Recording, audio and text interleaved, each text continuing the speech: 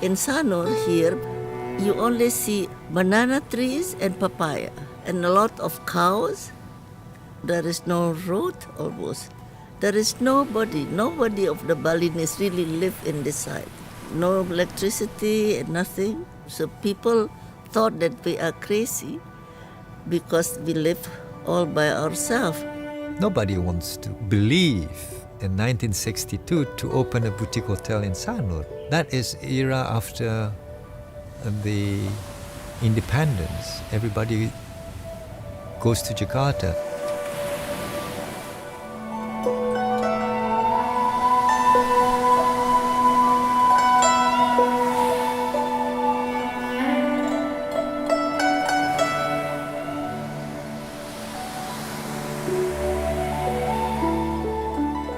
In the 1960s, when they started, they were virtually the only hotel on the beach.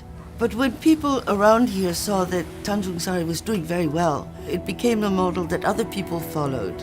And soon the beach was lined with imitation Tandjung Saris, in that the model was a little bungalow surrounded by a garden, but they didn't get the rest of it. They didn't get the hospitality.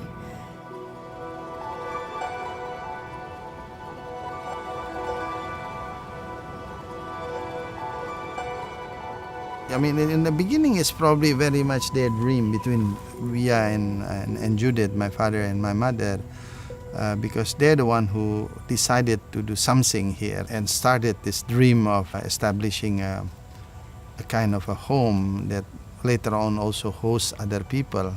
But when they come here, they certainly have no intention of making a hotel or a money out of their place. They would come to Bali to look for antiques. And the story goes that they were out on the water here in a little outrigger canoe one day, going up and down the coast, and suddenly they spotted a little promontory. And Judith said, "Oh, isn't that pretty? And there's a little temple there.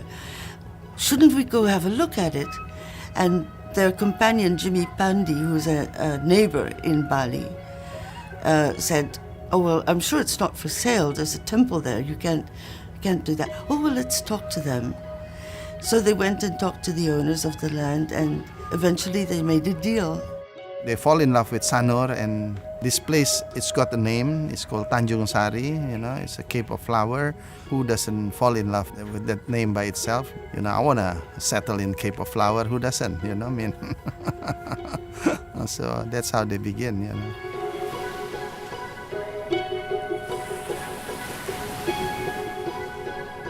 The fact that they separated and Tati came, and she also has contributed so much in her own way to Tandjung Sari, up until now, it's very much her feeling, her touch that sort of kept the beauty of Tandjung Sari.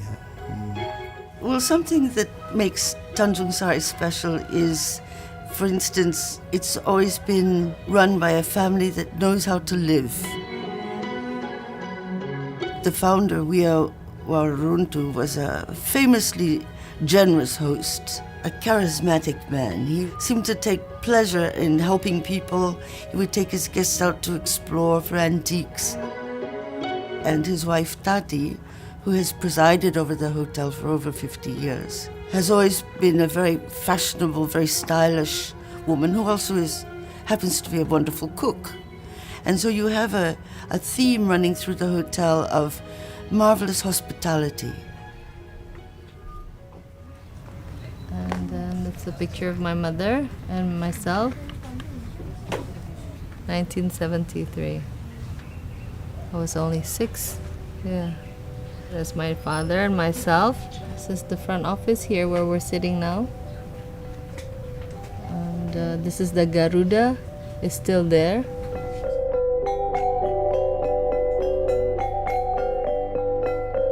Every evening we always had someone that was dining with us at home. I think our dinner table was never short of at least 8 people on the table. One day, we don't know exactly when, this little family home in Bali turned into a hotel. This is you when you were 4 years old, this one. Yeah. So Marcy took care of all the guests. She was the heart of Tandjung Sari. But yeah. But my heart's still with the Tandjung Sari, you know. When I started to work here in 1971 and I retired in 2007.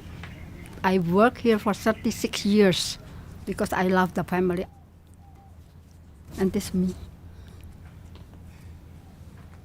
And this is me. Wow.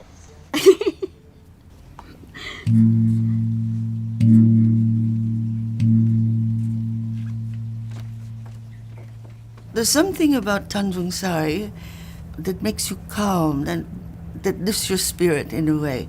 And it's perhaps because it's just so pretty. It's beautiful in the daytime because of the light from the sea and the beach and the gardens and the flowers everywhere. But it's also pretty at night too because these big trees that shade the center of the hotel near the beach. At night they have fairy lights and lanterns and that casts a kind of spell. And it seems to keep the mood always gentle somehow. What's special for guests, I think, is that this is a very quiet place, but it's also discreetly sensual. The bungalows, for instance, instead of rooms one next to each other, the bungalows are standalone. They've got a private garden. So there's a real feeling of privacy here that would be very inviting for honeymooners, for instance, or old lovers or new lovers. Look at the size of the bathtubs. Are clearly designed for 2 people. With the outdoor shower, you have another way of being naked outdoors, you know, in a kind of privacy. This makes it a place that's very sensual. Inside Tandjung Sari, it's quiet, it's protected, it's very gentle. And the staff are also very gentle with their guests. They're very sweet-tempered. They remember your name. They care about you.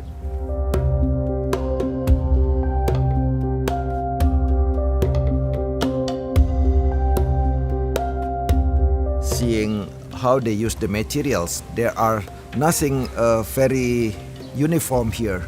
They are using only a local kind of building materials. Wood, bamboo, and stone, and terracotta is all available locally, and we're only using them. And they're also using some coral for the wall cladding to create another accent.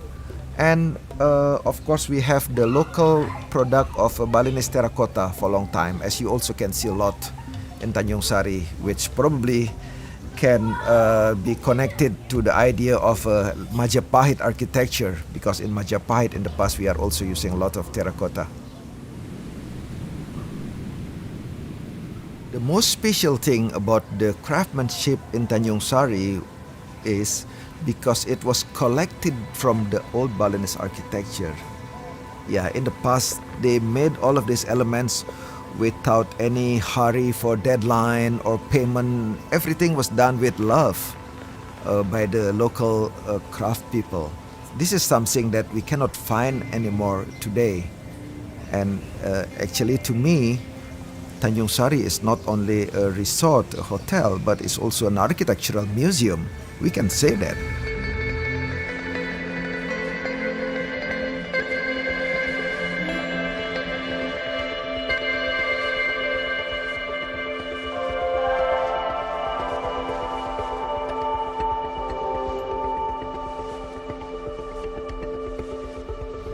Kalau nggak salah di antara tahun 65 mungkin tempat pot pohon kelapa dulu disuruh dengan almarhum di sini, ukir pohon kelapa itu ya sampai sore gitu.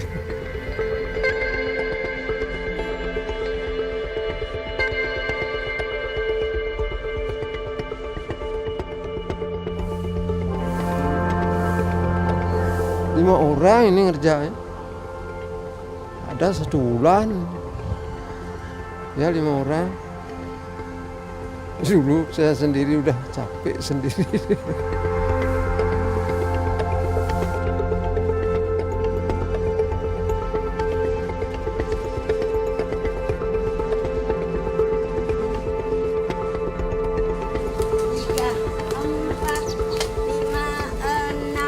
ke kanan.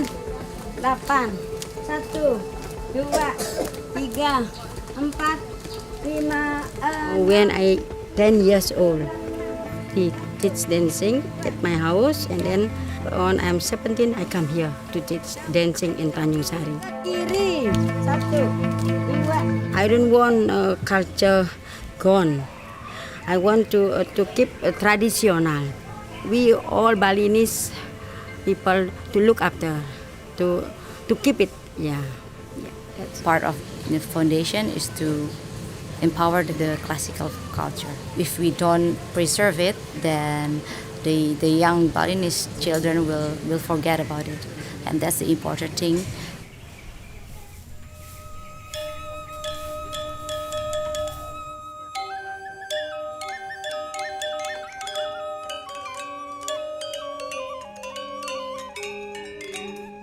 We do a performance every week or every other week, and it's also with the Balinese orchestra. We ask the men who are in our village to come and play here with the dancers.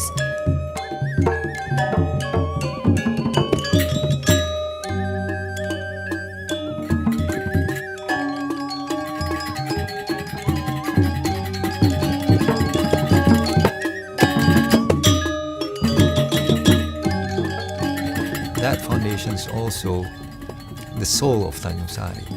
I want Tandjung Sari is very good to look after us, to keep the culture and art of Bali. Yeah, yeah. My mother is a very creative person. She's an accomplisher.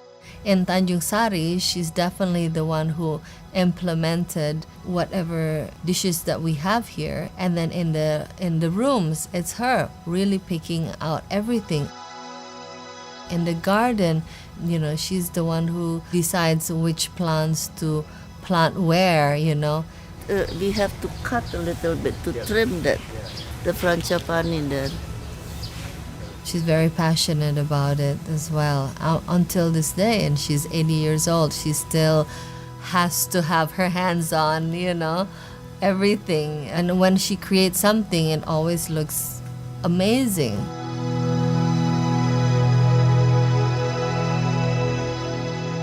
The theme of the 55th anniversary is Sanur for Indonesia. The idea of Indonesia is actually a new one, but it's composed of very, very old cultures and societies. And perhaps this is what is behind the slogan, Sanur for Indonesia, for this anniversary. These old cultures bring a terrific amount of knowledge, stability, beauty, the kind of things that create the feel of not just Bali, but other parts of Indonesia as well. And these old values from the old Indonesian cultures and societies are perhaps the inspiration for that.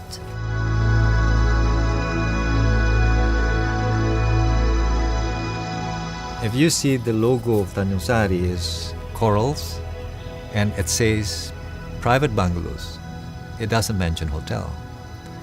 So my father always wants this is something very unique and very different. And that's why we call this Tandjung Sari.